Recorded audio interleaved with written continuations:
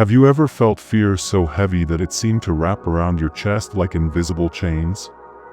Not the kind of fear that keeps you safe from danger, but the subtle, lingering fear that whispers in the background of your life, the fear of failure, of rejection, of loss, of death. These fears are not mere emotions. They are energies, living currents that sink into the soul and pull it downward, away from light, away from freedom. In the hidden teachings of many ancient traditions, fear is not described as just a psychological state, but as a vibration, a dense frequency that alters the very rhythm of the soul. Fear is a jailer. It forges chains that are not seen with the eyes, but felt in the spirit, chains that bind us to illusions, limiting our ability to rise into higher states of awareness. The sages often said, "Where fear rules, the soul forgets its wings." What is the true cost of fear? We tend to think of it only in practical terms. Fear keeps us from taking risks, speaking our truth, or following our calling. But beyond these worldly effects, there are profound spiritual consequences. Fear lowers the vibration of our being, creating cracks in our energy field through which confusion, despair, and darker forces can enter. It builds invisible prisons, convincing us that safety lies in limitation, when in truth, it robs us of our birthright, freedom of spirit. In this journey, we will uncover the secret nature of fear as understood in the mystery schools and esoteric traditions. We will see how fear has been portrayed as both an enemy and a teacher, how it influences not just the mind but the very fabric of our soul's energy, and how it becomes the architect of invisible chains that limit spiritual growth. But more importantly, we will explore how to break free. For every chain has a key, and for every vibration of fear, there is a higher vibration that can dissolve it. By the end of this exploration, you will not only understand fear in a new way, but you will also hold tools to transform it, turning what once weakened you into a force that awakens you. So let us step into this hidden knowledge together. For the truth about fear is not what you have been taught, and its power is far greater, and far more fragile, than it seems. Throughout history, fear has been a recurring theme in the teachings of mystics, sages, and philosophers. It has been seen not only as an obstacle but as a veil, something that obscures the soul's vision of truth. To understand its spiritual consequences, we must travel through the wisdom of ancient traditions and uncover how they describe the binding power of fear. In the Vedic scriptures of India, fear was linked to ignorance, avidya. According to the sages, fear arises when we forget our eternal nature and begin to identify only with the body and the transient world. In the Bhagavad Gita, Krishna explains that the enlightened soul, who sees beyond death and rebirth, is free from fear because it knows itself as immortal. Thus, fear was never seen as something inherent, but as a symptom of forgetting who we truly are. The ancient Egyptians understood fear in another profound way.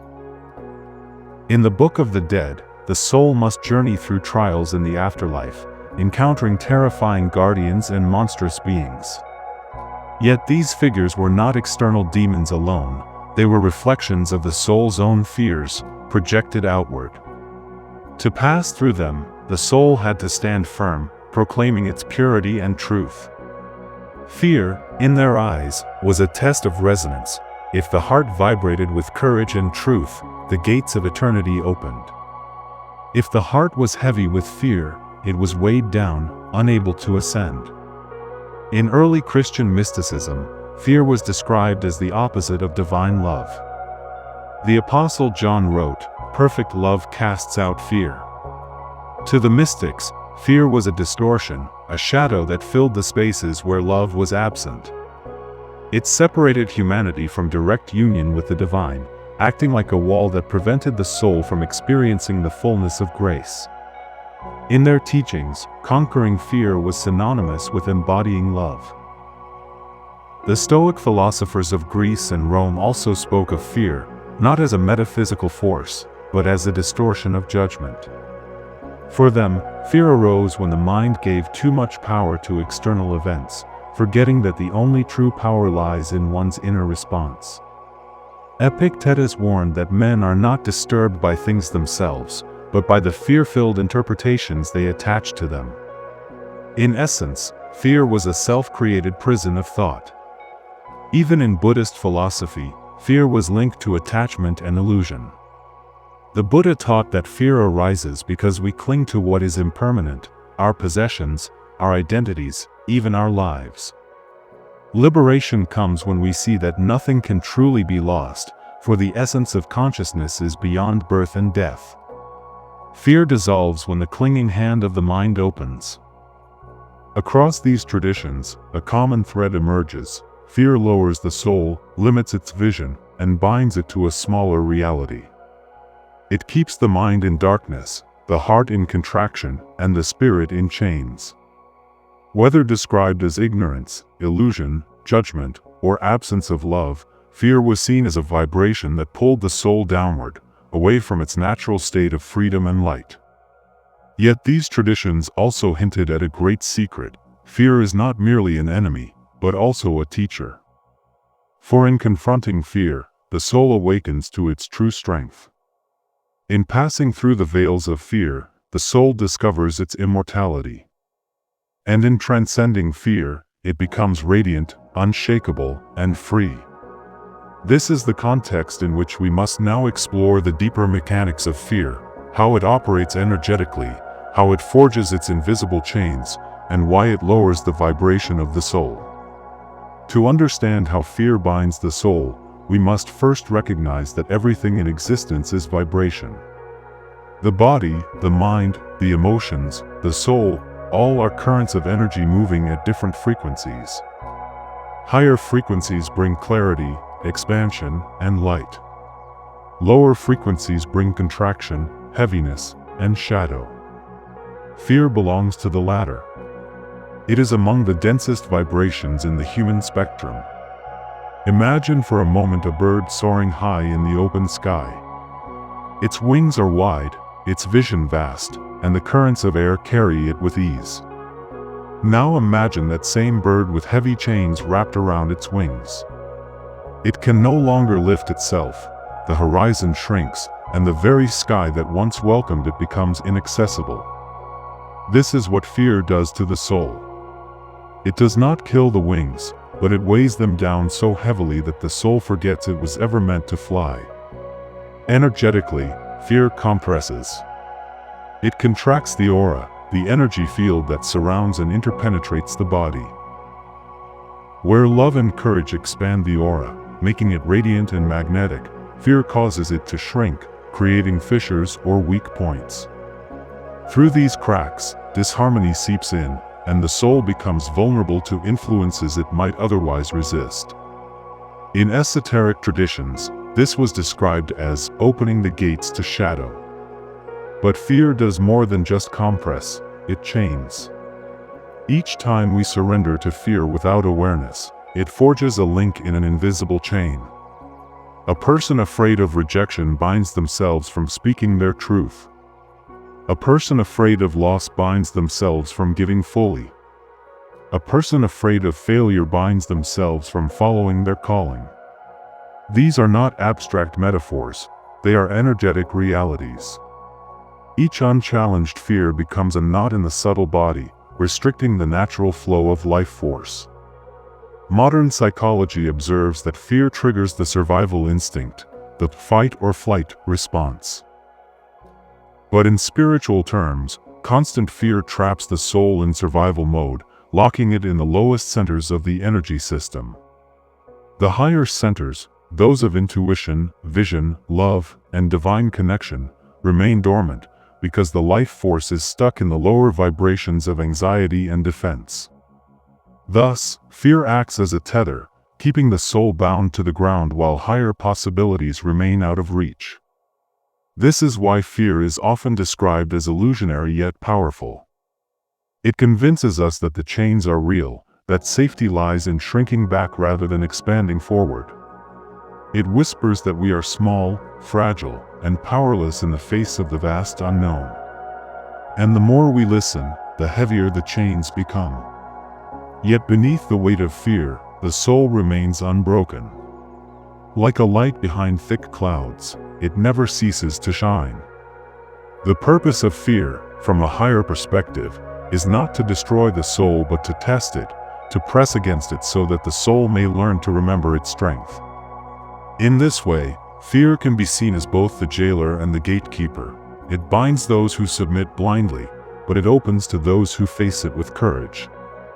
The first step to breaking free is awareness. To see fear not as random, but as vibration. Not as weakness, but as an opportunity to reclaim power. Only when we perceive fear in this way can we begin to dissolve its chains and lift the soul into higher states of freedom. If fear lowers vibration and chains the soul, the deeper question is, how exactly does this process unfold? To answer, we must look at the hidden mechanics of consciousness. The soul is like a radiant flame, emanating energy outward into the world. When this flame burns steadily, it lights the path, dispels shadow, and attracts higher experiences. But when fear enters, it is as though smoke begins to surround the flame. The light flickers, the vision blurs, and the flame struggles to breathe.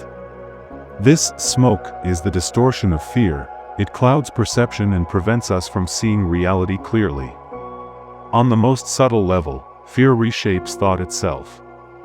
Thoughts are vibrations, and fear bends them toward limitation. For example, the pure thought, "I can create," becomes, under fear, "What if I fail?" The thought, "I am loved," becomes, "What if they abandon me?" In this way, fear takes expansive truths and coats them in shadow, redirecting the mind toward contraction.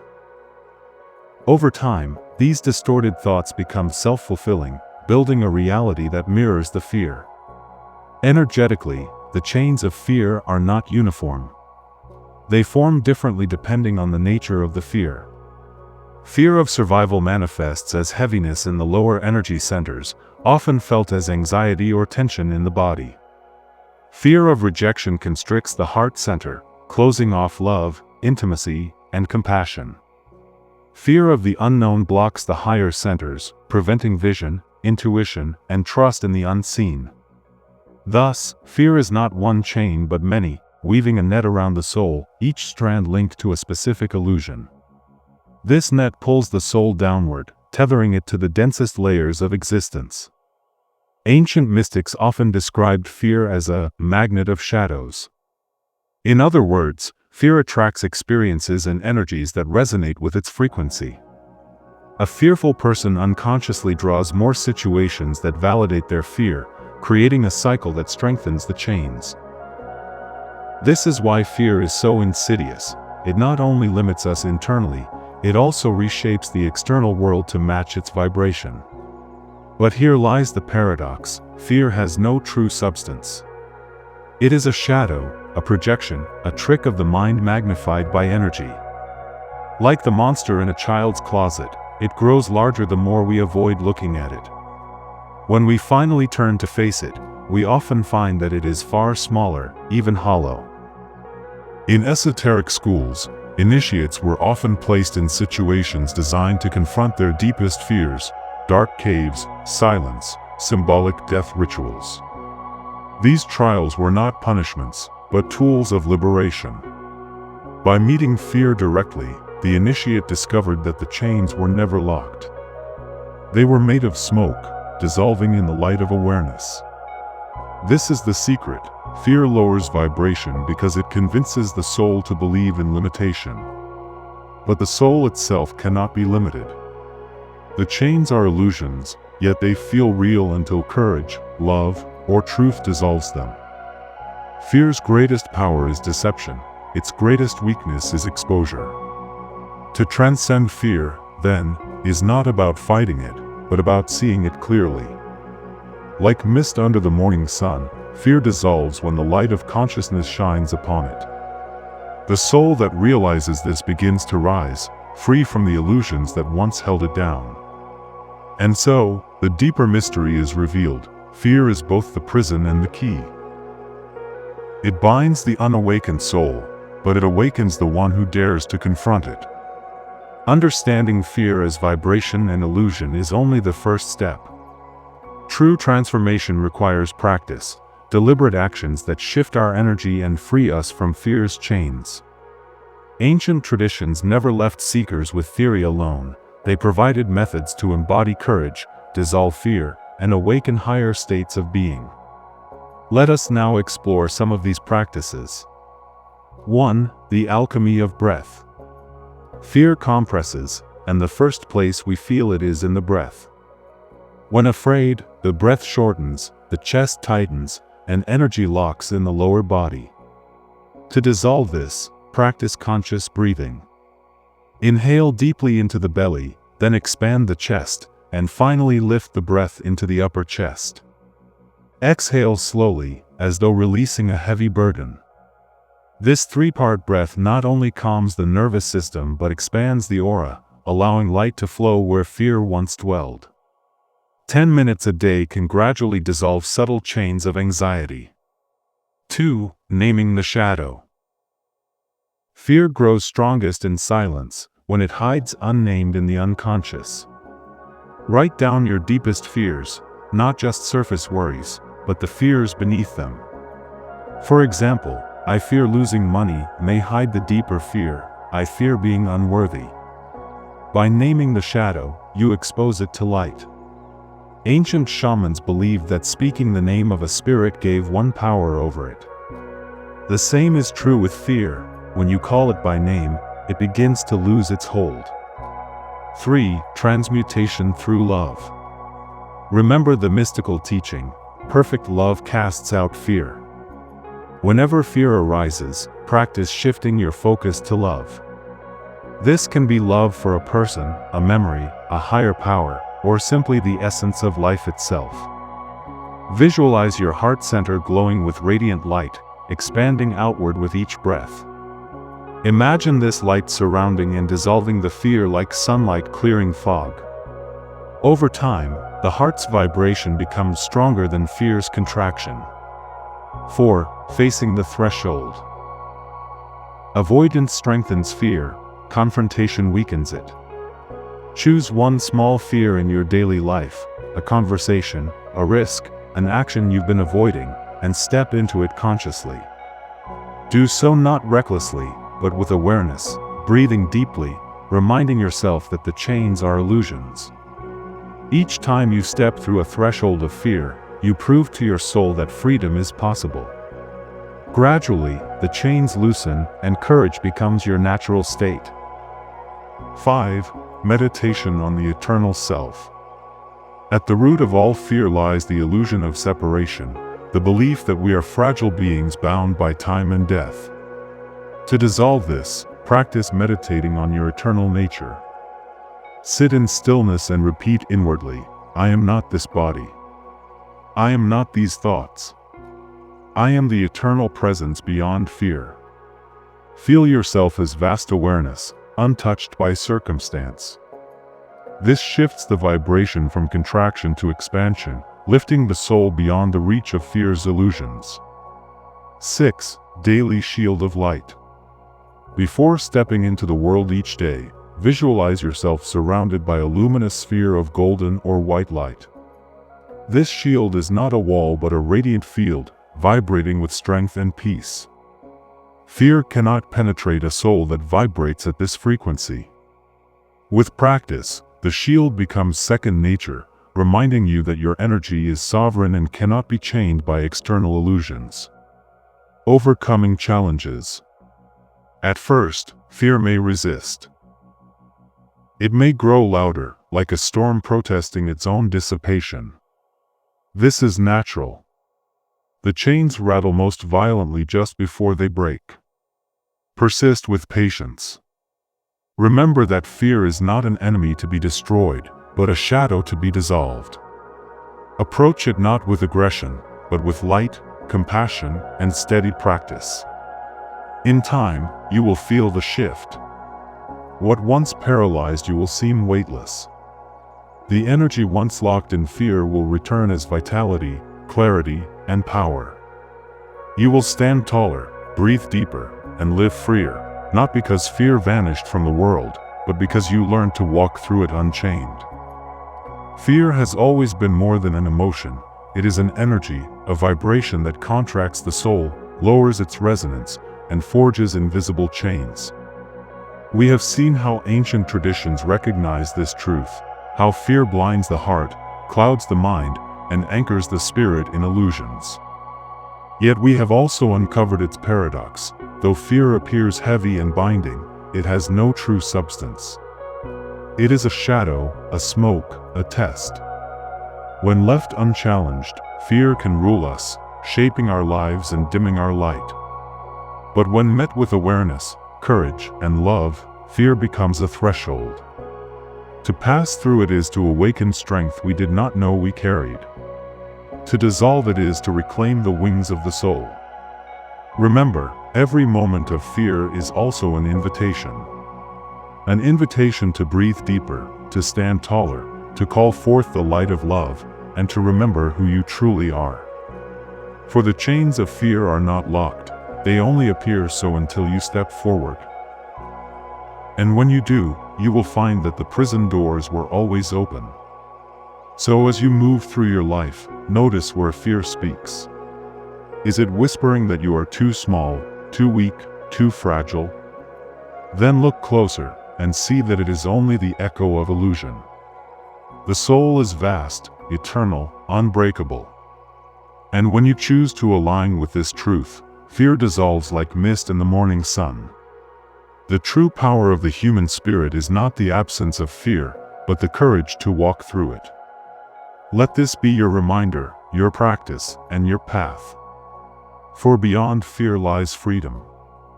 Beyond the chains lies flight. And beyond the shadows lies the radiant truth of your eternal self.